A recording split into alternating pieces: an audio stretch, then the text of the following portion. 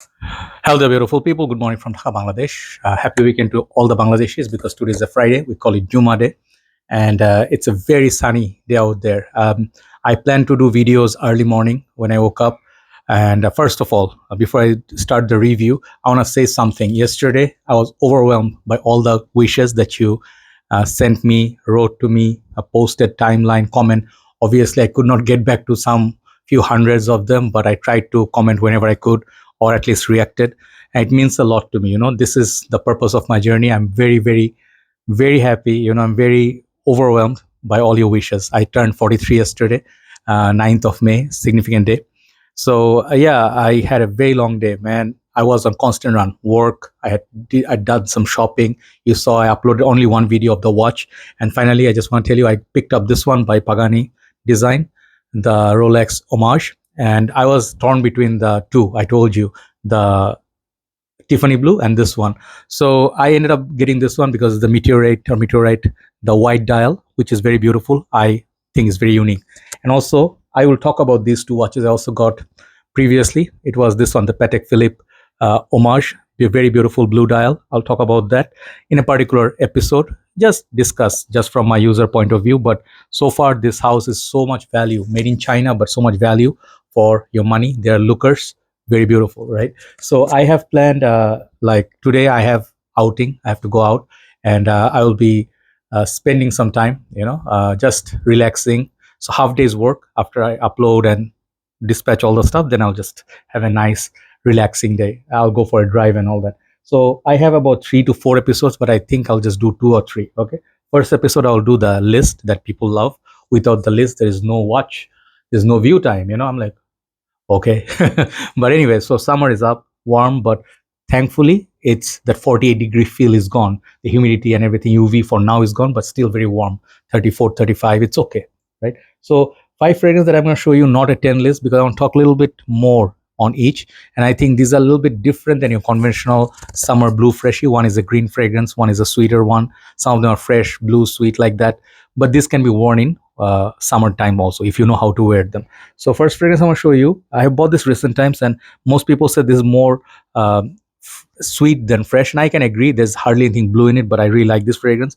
Very long lasting. This is Khadlaj Shiyaaka Blue, the new release. Okay, this particular perfume I reviewed, and I think this one, it is very different than the original, the Khadlaj, the red one that is the Reflection Man clone.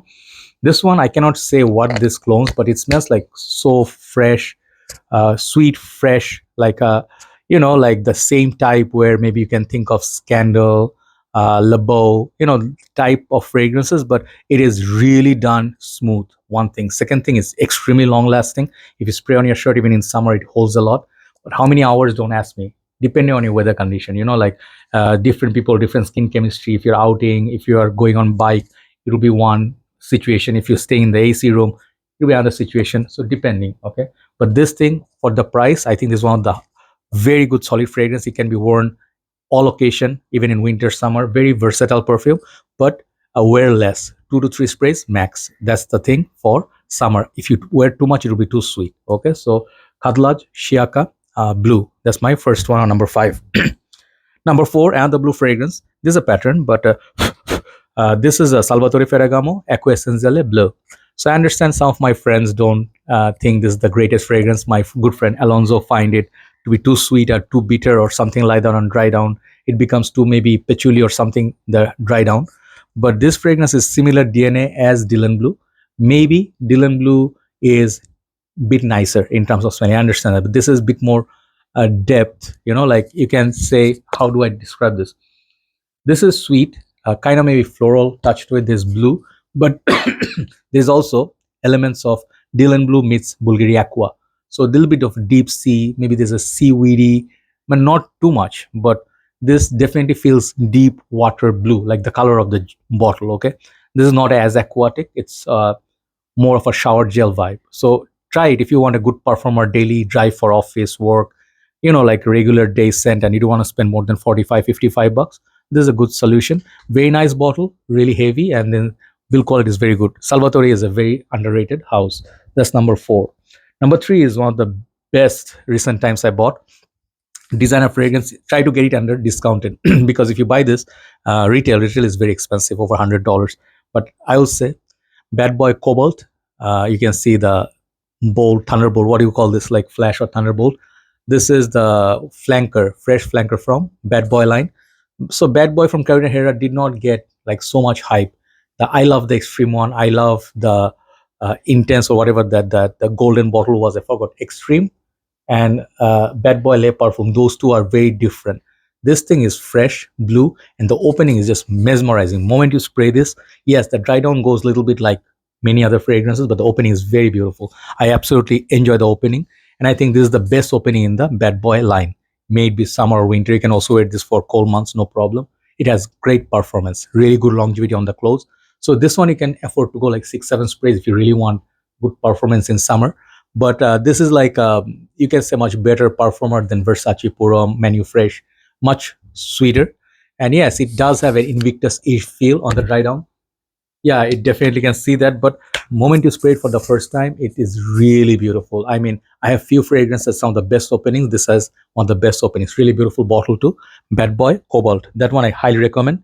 Bit pricey, but worth the money. Number two is one of the best perfumes. Again, this year I bought. This is basically a winter fragrance. Okay, I don't want to lie to you. I don't want to confuse you. But for some reason, when it's a little bit cloudy, like not the super intense sun, or maybe in the evening time, even in summers, this is so much better than the original for me because of the thickness. This is Le Beau Le Parfum by Jean-Paul Gaultier. Again, on the expensive side, when I bought this, I bought it from, I think, Thailand or somewhere. One of my friends got it for me, and I had to pay retail, full retail from airport. So it costed me $150 nearly. Okay, so that was a silly thing to do because you can get this if you wait 2, 3 months. You could get it under $100. Nowadays it's around 80, $85 for this bottle. Still expensive, but the juice color is very beautiful. It's like green, you can see, and this is very sweet, tropical. You can say almost like coconutty, like a suntan lotion sort of, but it's more sweet than fresh. But something about this fragrance is also screaming like if you go on a holiday, you can put this on. In winter it performed so well. I mean, the last few days of winter I tried it, excellent longevity. Like this one and Elixir, La Mole Elixir, similar performance because this is Le Parfum, but this is extremely sweet. My mother hates this perfume. Moment I put this on, she's like, why are you wearing bug spray? So keep that in mind. Some like regular noses may find this annoying because it's very cloying, very sweet. But if you like sweet fragrance in summer, this is a very, very solid perfume. Again, less is more. 2 sprays max. Le Beau Le Parfum by Jean-Paul Gaultier. Number one, totally different than from the first four or last four. This is one of my signature scent for a good reason. Recently, I bought this massive 200 ml because I was scared that this fragrance is getting hard to find and getting expensive. This is called Paco Rabanne Purum, the man's scent. Okay, one of my very first reviews outdoors in Malaysia. I, there are sometimes sentimental attachments, like you smell it like some 10 years back, and then you have certain place that memory is connected to the perfume. I took this fragrance. See my review on Paco Rabanne Purum, the second review. I did mention the story.